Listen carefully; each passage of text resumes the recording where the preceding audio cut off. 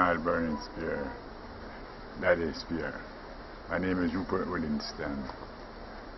I started my musical career in 1969. I had Winston Rodney at Studio One. We started with Mr. Coxsone, Mr. Coxsone Dodd. The very first album we did the album with Door Peep, Ethiopians Live It Out, sang like Creation Rebel, and sang like Down Below, Pieces. We do 7 songs in Studio One. And after the very first 7 songs, we make a little split. Yeah. By some unfortunate thing take place with us. Well, I leave Winston Rodney in Studio One, was working. Carrying on, doing some work with Heptones, giving him some backup harmony, and guys like Larry and Alvin was giving him the backup harmony. How did you get into Studio One? Well, really it was Bob Marley. Oh, we saw Bob Marley at 9 Mile. We went to 9 Mile and Winston and 2 more other guys. And we saw Bob Marley coming from the ground with his donkey. And he stopped, we introduced ourselves to him, let him know who is us. And we sit on the sidewalk talking. He will take out a little smoke out of the hamper from the donkey and he gave us. And I and Winston and him sit there. And there are 2 guys. Bonnie Whalers was there too, and his wife Rita. We sit, talk, and then I explain myself to him and let him know that we want to start in the music business, one musical career, and let him know that we're interested. Same say to us, alright, from you interested, we can let you know that go to Studio One and start a musical career right here as an artist. Bob Marley looked at us and said that to us. Okay. As the Spears. Yeah. Well, we never go behind it. We go with it and go straight to Studio One. Those days, Mr. Coxsone never really, to be truthful, so him paying money for songs and things. Because first he comes when you go there those days and you see he pass you to go in the studio to work. His #1 artist was the Heptones when we went there. So every artist who he's going to use in that studio, he makes sure point you to the Heptones and say, listen, see the Heptones there, go and ask them how I deal with artists, how much I pay for a song and thing. That meaning, if you want to work, you go and work. If you don't want to, that's it. That's the beauty I like with him. You get me? Yeah, he show you straight. Yeah. But true now, he was a studio where he got the quality, you know, more than any other studio in Jamaica. Studio One was special. Yeah, you have a very unique quality music, sound. Because if you listen to the beat, that came out of the studio. The beat, the bass line is round to others' bass line. Listen, compare it. From you hear at Studio One music, you can know. Anywhere where I really go, from you hear the bass line, you can know if it's Studio One.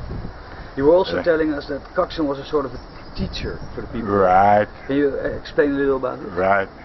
Mr. Dodd was a man who, he know the business as you will do a song there.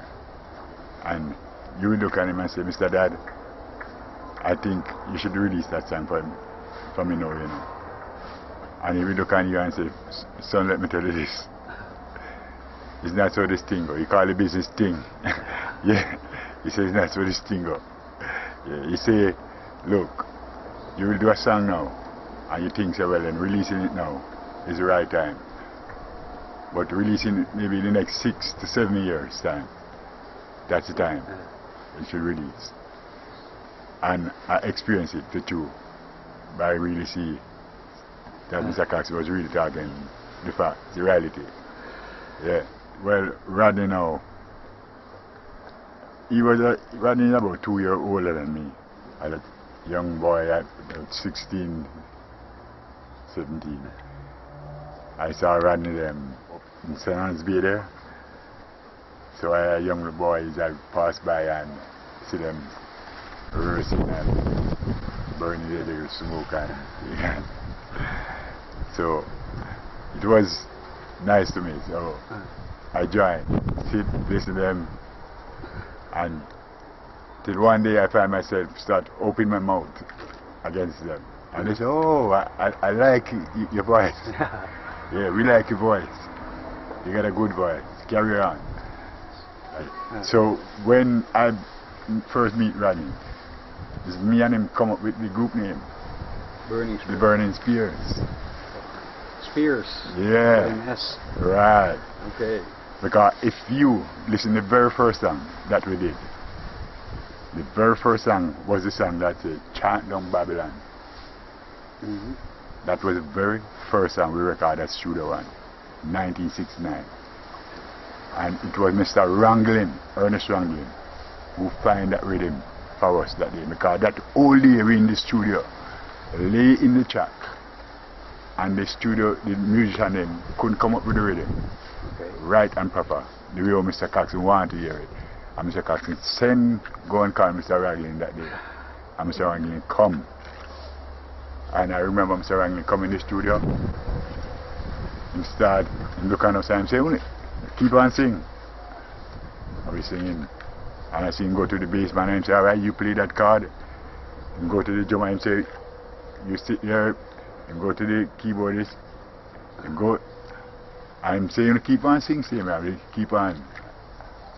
And it's piece and half an hour. That's the song. Wow. Right. That song now, when we recording it now, voicing it, Mr. Coxsone was there, right at the board, when we voicing it. The very first song that we recorded. Mr. Coxsone look at us when we voicing it, and him stop us from singing. He said, one of you say something on it before you start to sing. And this is what Rodney did say. I and I, the Son of the Most High, Jah Rastafari, our heart shall correspond and live within one harmony, sounds from the burning spirit. That's how the album starts. Right. That is what on the very first song we did.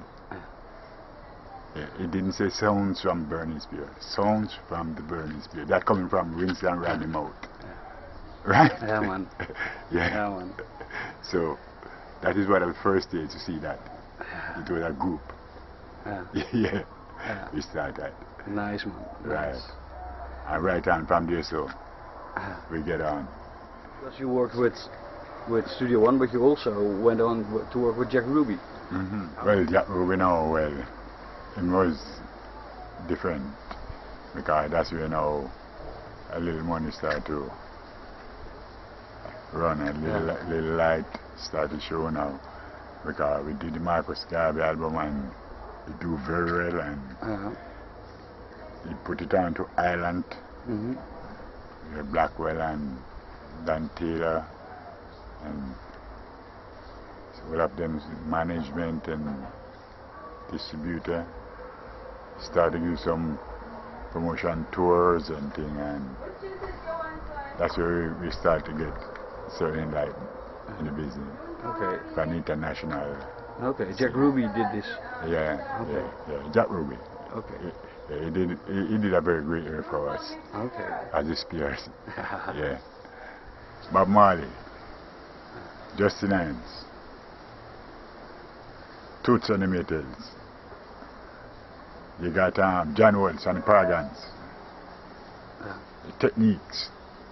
Those are the group that give me inspiration. So how you feel about the development in Jamaican music? You know, with the technology and dance hall and things like that. Well, let me tell you something. First comment. The development. What I don't like with certain part of the development You see this, we got one rhythm. You have 15, 30 different artists working on one rhythm. I don't like that. You Why? get me? No, it's so annoying to me. This one rhythm. It come like we're not working. It come like we're not thinking. It come like we put on our thinking power. You get me? Yeah. We're not sitting back and relax and write, arrange. That's not the way we and Bob Marley do it as a spirits. Create. Yeah, we create. That's not the way Tones do it. You get me? All the original singers then. That's not the way they do it. They sit back, write, arrange, and put together the right and proper way. And keep up the pattern. What we said, the example. Yeah. I don't know for others artists, but for me, it's the same old rhythms, it's the same old sounds we hear. Yeah. You get me? Which I wish to hear some new rhythms, some new ideas. You Alright. get me? Yeah, man. So, you're still active in music? Definitely. From Sir Coxsone Daisy, that day is coming up until now. It's a long way. Yeah, long way. And believe me, I gain nothing financial wise. Nothing. Money wise until now. That's a shame. Yeah, but I'm still here. Still surviving. Yeah, giving God thanks and praise. With my faith and my strength and the humbleness of His Majesty, I carry on. Yeah, to do my work. Bless. Yeah, man, respect. Yeah. Thanks for your story. Yeah, man. Nice. Original burning spirit. Yeah, man.